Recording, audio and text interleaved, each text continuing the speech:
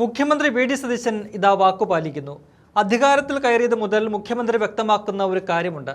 സംസ്ഥാനത്ത് വൻകിട നിക്ഷേപങ്ങൾ വരണം, എങ്കിൽ മാത്രമേ നമുക്ക് മുന്നോട്ട് പോകാനാകൂ എന്ന്. അത് വെറും വാക്കു മാത്രമല്ല, പ്രാവർത്തികമാകാൻ പോകുന്നു എന്ന വാർത്തകളാണ് ഇപ്പോൾ പുറത്തുവരുന്നത്. രാജ്യത്തെ വൻകിട കമ്പനിയായ ടാറ്റ ഗ്രൂപ്പ് കേരളത്തിൽ 10,000 കോടിയുടെ നിക്ഷേപത്തിന് തയ്യാറായിരിക്കുകയാണ്. മുഖ്യമന്ത്രി തന്നെയാണ് ഇക്കാര്യം വ്യക്തമാക്കിയത്. കപ്പൽ നിർമ്മാണ രംഗത്താണ് ടാറ്റ ഇത്രയും വലിയ തുക മുതൽ മുടക്കുന്നത് എന്നതാണ് ഏറെ പ്രധാനം. കഴിഞ്ഞ ദിവസം ബ്ലൂംബർഗിന് നൽകിയ അഭിമുഖത്തിലാണ് മുഖ്യമന്ത്രി ടാറ്റയുടെ നിക്ഷേപ വാഗ്ദാനത്തെക്കുറിച്ച് വെളിപ്പെടുത്തിയത്. കേരളത്തിൽ കപ്പൽ നിർമ്മാണ സംരംഭം ആരംഭിക്കാൻ സന്നദ്ധത അറിയിച്ച് ടാറ്റ ഗ്രൂപ്പ് സർക്കാരിനെ സമീപിച്ചിട്ടുണ്ടെന്നാണ് മുഖ്യമന്ത്രി പറഞ്ഞത്. ടാറ്റയുടെ അപേക്ഷ വിശദമായി പരിശോധിച്ച് ഭൂമി നൽകുന്നതുൾപ്പെടെയുള്ള കാര്യങ്ങളിൽ തീരുമാനമെടുക്കും. ആദ്യമായാണ് കപ്പൽ നിർമ്മാണ മേഖലയിലേക്ക് ടാറ്റ കടക്കുന്നത്. സംസ്ഥാനത്ത് കൂടുതൽ നിക്ഷേപങ്ങൾ ക്ഷണിച്ചിരുന്നുവെന്നും മറ്റു പല കമ്പനികളും നിക്ഷേപത്തിനായി സർക്കാരിനെ സമീപിക്കുന്നുണ്ടെന്നും മുഖ്യമന്ത്രി അഭിമുഖത്തിൽ പറയുന്നുമുണ്ട്. മുഖ്യമന്ത്രിയുടെ ഡ്രീം പ്രോജക്റ്റാണ് മിഷൻ സമുദ്ര. സംസ്ഥാനത്തെ ചെറുതും വലുതുമായ തുറമുഖങ്ങളെ ബന്ധിപ്പിച്ചുകൊണ്ടുള്ള വമ്പൻ പദ്ധതിയാണിത്. അതിന് കൂടുതൽ കരുത്തേകുന്ന ഒന്നായി ടാറ്റയുടെ വരവ് മാറുമെന്നാണ് വിലയിരുത്തപ്പെടുന്നത്. എന്നാൽ കൃത്യമായ പഠനം നടത്തി കേരളത്തിന്റെ താൽപ്പര്യങ്ങൾ പൂർണ്ണമായും സംരക്ഷിച്ചുകൊണ്ട് മാത്രമേ നിക്ഷേപത്തിന് അനുമതി നൽകൂ എന്ന് മുഖ്യമന്ത്രി വ്യക്തമാക്കുന്നുണ്ട്. 1 മാസത്തിനകം ഇക്കാര്യത്തിൽ അന്തിമ തീരുമാനമുണ്ടാകുമെന്നും സതീശൻ പറയുന്നു. അതായത് ചർച്ച ചെയ്ത് നീട്ടിക്കൊണ്ടു പോകലല്ല UDFന്റെ നിലപാട്, മറിച്ച് പ്രായോഗികമാണെങ്കിൽ അത് എത്രയും വേഗം നടപ്പാക്കാനുള്ള നടപടികൾ സ്വീകരിക്കുക എന്നതാണ്. ഇത്തരം കാര്യങ്ങളിൽ തീരുമാനമെടുക്കാൻ വൈകുന്തോറും കേരളത്തിന്റെ വളർച്ചയാണ് വൈകുന്നതെന്ന തിരിച്ചറിവ് UDF സർക്കാരിനുണ്ട്.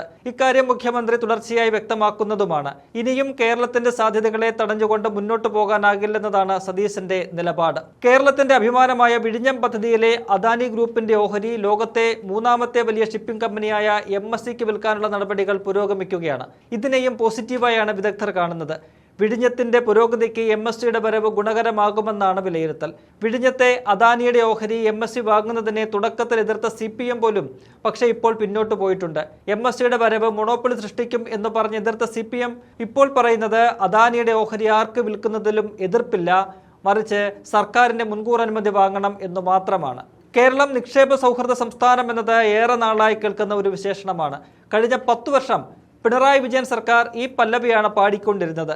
LDF കേരളത്തെ നിക്ഷേപ സൗഹൃദമാക്കി മാറ്റിമറിച്ചെന്നും കോടികൾ വരുമെന്നും നിരന്തരം പറഞ്ഞുകൊണ്ടിരിക്കുകയായിരുന്നു പിണറായിയും കൂട്ടരും.